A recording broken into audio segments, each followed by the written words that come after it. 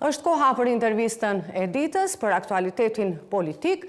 Sot në studio do të flasim me Driton Sulejmanin, përfaqësuesi Koalicionit të Vlen. Zoti Sulejmani, mirë se erdhët në Alsat. Mirëmbrëma, përshëndetje për shikuesit e Alsat dhe faleminderit për ftesën.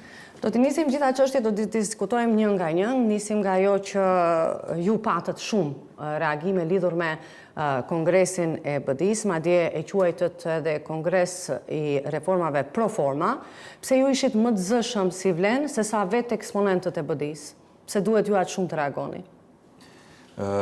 Nuk mendoj që ka qenë një reagim aq i madh nga ana e Koalicionit Vlen, ndoshta eksponentë të caktuar të Koalicionit Vlen kanë shprehur mendimin e tyre. Çështja e Kongresit të BDI-s më shumë e trajtojmë si çështje e brendshme e BDI-s, kurse sa i përket çështjes se sa janë reformuar, ajo mendojmë se le shumë për të dëshiruar. E para se tash në funksionet të rëndësishme brenda asaj partie janë figura të cilët kanë humbur zgjedhjet nëpër mahallat e tyre. Dhe nuk e di sa do të çështje megjithatë ata duhet vendosin dhe ju të prisni se çfarë duhet bëj BDI-ja. E përmenda edhe më herët se është çështje e brendshme e tyre dhe nuk është që na tangon ne në gabimet të tyre realisht edhe mund të gëzohemi, po për me dhënë një mesazh se ato janë reformuar, nuk e di sa do të mund ta trajtojnë atë, duke pas parasysh edhe çështjen se kryetari i asaj partie mbeti kryetari i deri tanishëm zotëri Ali Ahmeti, dhe zotëri Ali Ahmeti ne mendojmë se është një figurë konsumuar në skenën politike dhe është përgjegjës për të gjitha ndodhi që kanë pasur shqiptarët në këto 23 vitet e fundit. Ju flisni kush mbeti kryetari i BDI-s, por ju ende jeni pa kryetar koalicioni. Për këtë çështje do të diskutojmë. Pas zgjedhjeve lokale deklaruat se e keni mundur një klasë të vjetër, një klasë të vjetruar, duke aluduar në BDI-n, ndërkohë që eksponent të lartë të saj i përfshini në koalicionin Vlen. Rastin e fundit e kemi Nevzat Bejtën ish nënkryetarin e BDI-s. Po, është e vërtetë se zotëri Bejta është kandidat i koalicionit Vlen për komunën e Gostivarit. Sa i përket kësaj komune, ne nuk është se vetëm se kemi përkrahur ashtu pa e bërë një analizë të caktuar. Qëllimi jonë është që në të gjitha komunat ku janë me shumicë shqiptare ta sjellim ndryshimin ashtu sikur se e kemi sjellur në 10 komuna, tash na mbetën edhe 2 tjera. Si do e sillni ndryshimin? Pyetja ishte çfarë keni deklaruar dhe çfarë po bëni tani? Është një betejë që në zgjedhjet lokale u paraqit në mes të Vlen dhe AKI.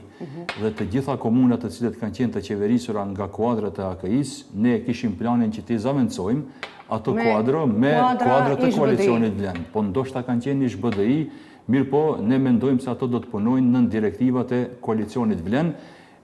Këto direktiva janë për të mirën e qytetarëve, për ta sjellë ndryshimin, për të sjellë realisht punë të mira nëpër ato komuna, sepse vlerësojmë se edhe në komunën e Gostivarit, pas këtyre viteve menaxhimi edhe të kryetarit Arben Taravari, të kryetarit që djeli ishte në anën tonë, po dhe të kryetarit aktual, mendojmë se nuk kanë arritur ta qeverisin mirë komunën e Gostivarit dhe ne po ofrojmë një alternativë me cilën mendojmë se do ta përmirësojmë standardin jetësor. Ato që kritikoni, tash vetë mbështetni. Ti kthehemi zoti Sulejmani oborrit tuaj partijak, sepse më mirë është të shihni oborrin tuaj, pastaj të tjerat. Menjëherë pas zgjedhjeve deklaruat se do të bëheni një parti politike, por kjo as e si të ndodh. Po punojmë në këtë drejtim. Mendoj se kjo është një operacion kompleks në të cilën duhet të shkrihen 4 subjekte në një subjekt dhe thjesht ne po jemi të kujdesshëm në veprimet të cilat po i ndërmarrim. Nuk është se edhe kështu si është Vleni, nuk ka pasur suksese, domethënë kemi qenë fitues të 2 cikleve zgjedhore, edhe ato parlamentare, po edhe ato lokale, domethënë kemi prodhuar rezultat të mirë, po edhe në qeverisje, kështu si jemi, për momentin mendojmë se kemi pas patjetër, edhe me numra, në zgjedhjet parlamentare e kemi deklaruar edhe më herët se vetmja partia e cila ka garuar në kampin politik shqiptar ka qenë Vleni dhe të mos kthehemi tek ajo jemi të pastër, nuk jemi të pastër, të mos kthehemi te ai debat se është i konsumuar, është diskutuar shumë. Jo, në rast se ka pas dilema në zgjedhjet parlamentare, mendoj se ato dilema janë pastruar tash në zgjedhjet lokale, patët edhe mbështetjen e partnerëve të koalicionit qeverisës. Po çdo herë parti qeveritare shqiptare kanë pasur mbështetje të partnerëve të koalicionit, nuk është hera e parë që po ndodh, po ne në ato komuna kemi garuar edhe me kandidat, edhe me program konkret dhe kemi kërkuar votën e të gjithë qytetarëve që janë pjesë atij qyteti. Nuk e kemi përjashtuar asnjë qytetar. Dua prapë të mbetem tek ajo çfarë po ndodh me Vlenin, një parti. Sa herë është mbledhur kryesia e re e Vlenit e themeluar nga përfaqësues të partive të koalicionit? Sa herë është mbledhur këtë periudhë? Apo sepse pastaj krijohet përshtypja sepse u formuat vetëm si koalicion elektoral. Sa herë janë takuar? Fillimisht koalicioni Vlen është themeluar si kërkesë e qytetarëve për ta bashkuar opozitën. Dhe ne për herë të parë, historikisht për herë të parë kemi bërë një bashkim të opozitës. Po, dhe pastaj ndodhi çfarë ndodhi, Taravari u largua nga ju, mbetët ju dhe ju tha që do bëhet parti politike nuk është duke u bërë. Sa herë është mbledhur kryesia? Mendoj deri tani. Nuk është që nuk është duke u bërë, ne vetëm se kemi dhënë shenjat mjaftueshme se po funksionojmë sikur një. Vleni ka, siç e përmendet edhe vetë, kryesinë e Vlenit, ka media qendër të përbashkët, ka komision kadrovik. Kryesia nuk e di saktë me numër, po në mos gabohem një herë deri në 2 herë në muaj mblidhen bashkarisht për të diskutuar temat të cilat i tangojnë qytetarët. Kurse kemi edhe trupa të përbashkët të cilët punojnë çdo ditë. Domethënë e kemi media qendrën e Vlenit, e kemi ku ka përfaqësues të gjithë partive politike, kemi komision kadrovik të përbashkët, ku ka gjithashtu përfaqësues të gjithë partive politike. E tash vetëm se ka mbetur gjithë këtë bashkëpunim të mirë ta realizojmë përmes duke e themeluar një parti politike me organet e saj që duhet i ketë. Zoti Sulejmani, është një ndër çështjet kontestuese zgjedhja e liderit. Ju si Partia Alternativa mbështesni konceptin e themelimit të presidencës partijake, që do thotë lideri të zgjidhet me rotacion, por Izet Mexhiti mendon se lideri duhet zgjidhet mes Kasamit dhe tij.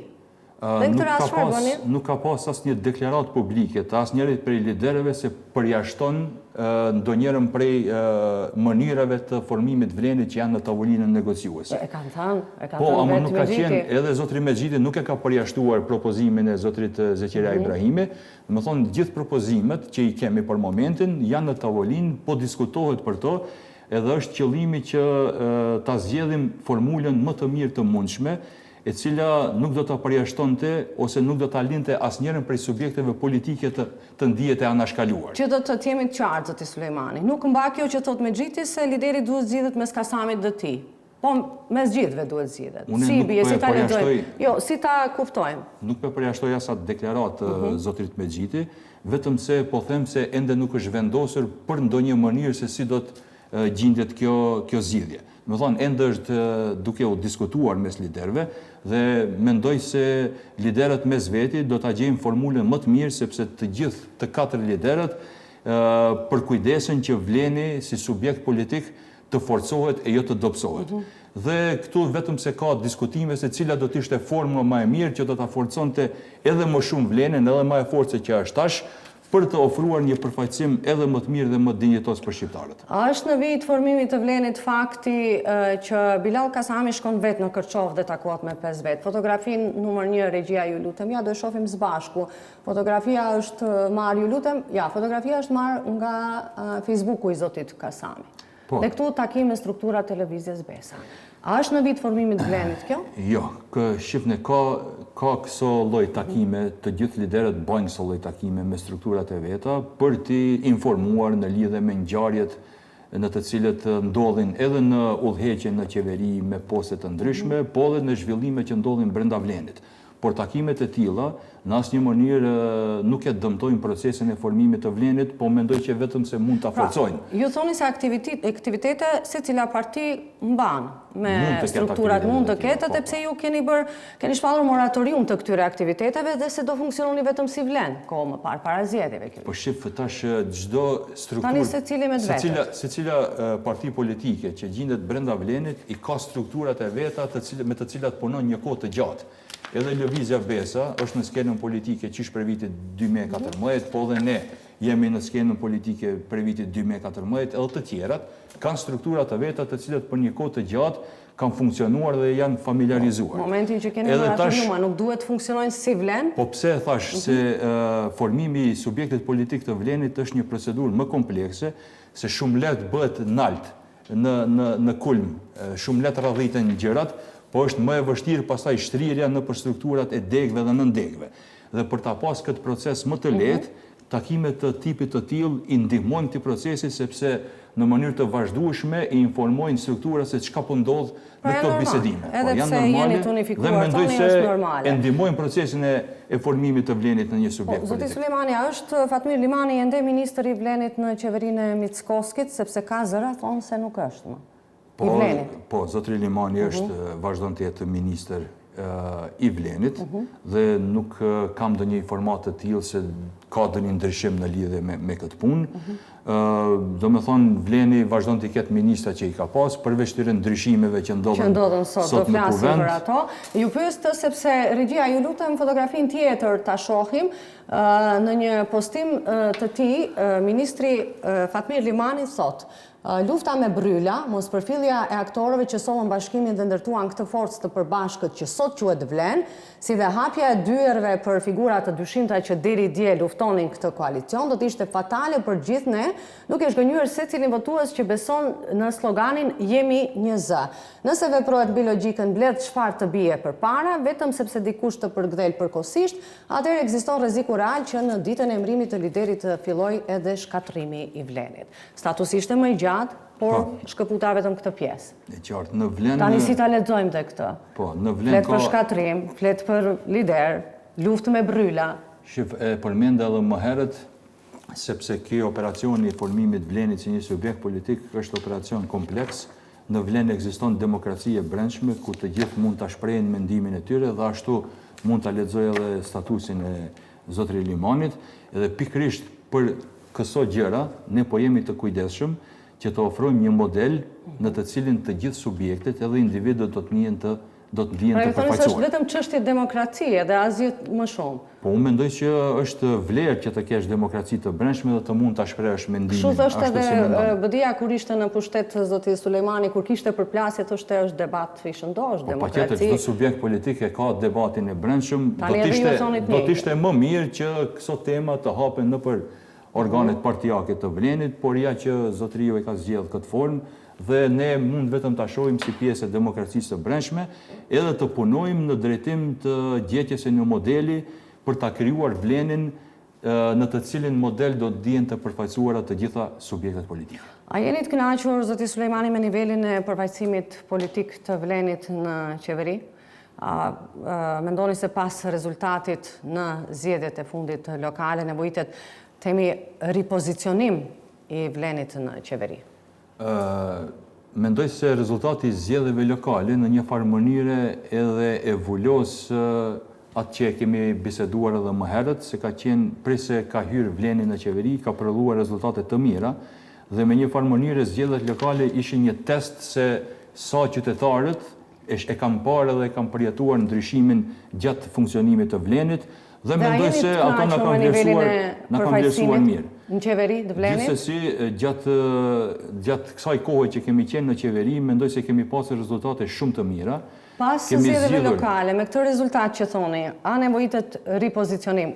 Ju ndërhyj sepse më duhet përgjigjet marrë drejt për drejt, mos ta na shkalohet. Nuk mendoj që duhet ripozicionim. Ne kur kemi garuar në zgjedhjet parlamentare, kemi garuar edhe me figura politike, po edhe me program politik, të cilin jemi zotuar se do të realizojmë brenda mandatit 4 vjeçar. Dhe tash pas zgjedhjeve lokale, vetëm se po punojmë, edhe kemi filluar punët për t'i zbatuar ato premtime të cilët i kemi dhënë paraqitarëve. Pra, duhet të ripozicionim edhe përkundër rezultatit që keni, që thoni të favorshëm, të mirë. Po tash këto kanë qenë zgjedhje lokale dhe pozicionimi politik në qeverisje bëhet sipas zgjedhjeve, rezultateve të zgjedhjeve parlamentare dhe ne me atë forcë politike që e kemi, po mundohemi që vazhdimisht të ofrojmë zgjidhje për problemet e qytetarëve.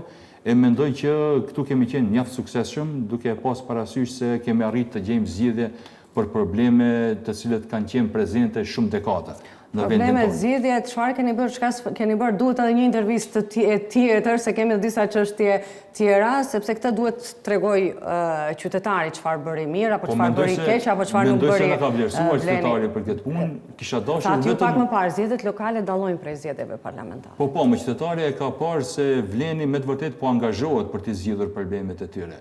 Sidomos në këtë aspekt e kisha përmendur ndihmën qeveritare për komunat, e cila ka qenë deri tash prej me një shumë diku 300 milion euro, për të cilave diku 80 milion euro kanë shkuar për komunat me shumicë shqiptare, që s'ka ndodhur asnjëherë qeveria të përkrahë kaq shumë. Por ato para që janë ndarë komunave shqiptare duhet t'i ndjejë çdo qytetar. Derisa nuk i ndjen çdo qytetar, fatkeqësisht edhe pas shumë viteve, qytetarët po ballafaqohen me probleme elementare si që janë çështjet e kanalizimit, rrugëve, dhe një prej premtimeve tona programore në zgjedhjet parlamentare ka qenë se do të angazhohemi fuqishëm në zgjidhjen e këtyre problemeve, dhe në 2 vitet e para vetëm se kemi afruar shenja të mjaftueshme se po punojmë në këtë drejtim. Nuk janë pak 80 milion euro për komunat shqiptare për 2 vite, këtë nuk e ka bërë BDI asnjëherë. Zoti Sulejmani, do ta bëjmë dhe e bërë, dallojnë. Derisa nuk e ndjen qytetari, nuk është bërë. Se dua dalë prap tek qeveria, sot u votuan ministrat Erim Bekim Sali dhe Muhamet Hoxha. Para se të arrihej në këtë pikë në ditën e sotme, kishim një sër deklaratash të kryeministrit, nëse ju kujtohet edhe vetë i keni komentuar për mediat, a nuk ju dukej nënçmuese kur thoshte Mickovski se nuk ka asnjë pozicion shtesë për koalicionin Blen në qeveri, sikur ai t'i ndaj postet sipas vullnetit të tij e jo sipas vullnetit qytetar.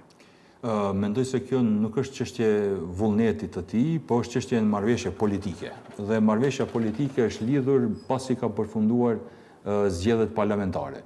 Dhe mendoj se kryeministri është mbajtur në atë marrëveshje dhe për atë dhe i ka dhënë deklarata të tilla. Nuk i duket të nënçmuese, që thotë ska, mjafton ato që i kanë. Nuk është çështje e nënçmimit, se në rast se i shikojmë pozitat të cilat e kemi marrë pas zgjedhjeve parlamentare, është një përfaqësim shumë më i mirë kur i kemi parasysh numrat të cilët i kanë prodhuar këto zgjedhje, se sa kur ka pasur qeveri vëmëroja me BDI-n, edhe ministra ka pas më pak, edhe përfaqësim më dobët, po edhe të mira për shqiptarët ka pas shumë më pak që ka tash.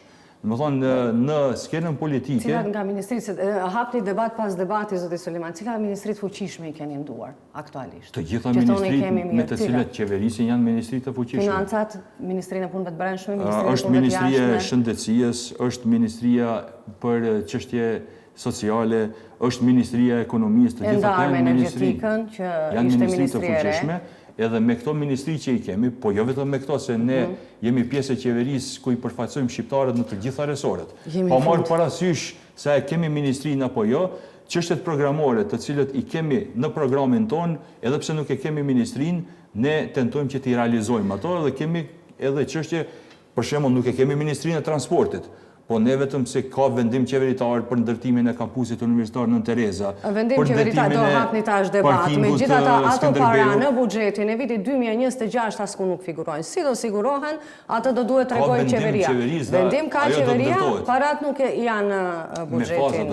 Me faza do duhet dalë qeveria dhe të sqarojë se si do ndahen ato para. Për fund, sepse jemi vërtet në minutat e fundit, çfarë do të bëj Vleni nëse nuk bëhen ndryshimet kushtetuese dhe nuk ecë procesi integrimit europian? Vetëm i kështu si jemi tani më pothuajse 2 vjet. Ne edhe kur kemi hyrë në qeveri, kemi thënë që një prej interesave tona strategjike dhe kryesore është antarësimi i Republikës Maqedonisë në Bashkimin Evropian. Por s'kemi asnjë lëvizje në këtë drejtim. Çfarë do të bëni nëse s'ka vërtet ndryshime kushtetuese? Tash duhet jemi të sinqertë se kjo nuk varet vetëm prej neve. Ne e kemi vullnetin që të ndodhin ato ndryshime kushtetuese, por ka një temë senzitive e cila duhet të tejkalohet dhe asnjëherë këto ndryshime nuk mund të vinë pa pasur një konsenzus të gjerë.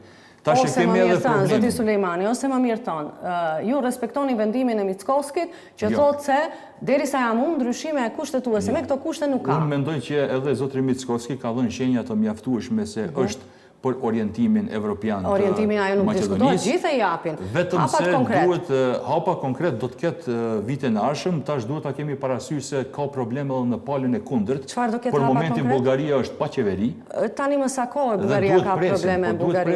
Çfarë hapa konkret se tha do të ketë hapa konkret? Çfarë hapa konkret do Sipas paralajmërimeve tona do të ketë një ofenzivë diplomatike nga shtetet e Bashkimit Evropian, të cilët do ta vendosin si temë për shpejtimin e hapave të Maqedonisë për të antarësuar në Bashkimin Evropian. Po presim që të formohet edhe qeveria atje dhe të fillojnë bisedime për të tejkaluar ndasi që i kanë të dy qeverit, e mendoj se këtë do ta bëjmë shumë më lehtë mendimin e partnerëve tonë të BE-s. Kaloj 2025, kaloj 2024, ndryshime kushtetuese nuk ka. Faleminderit që sonte ishit në Alsat. Ju falenderit edhe juve.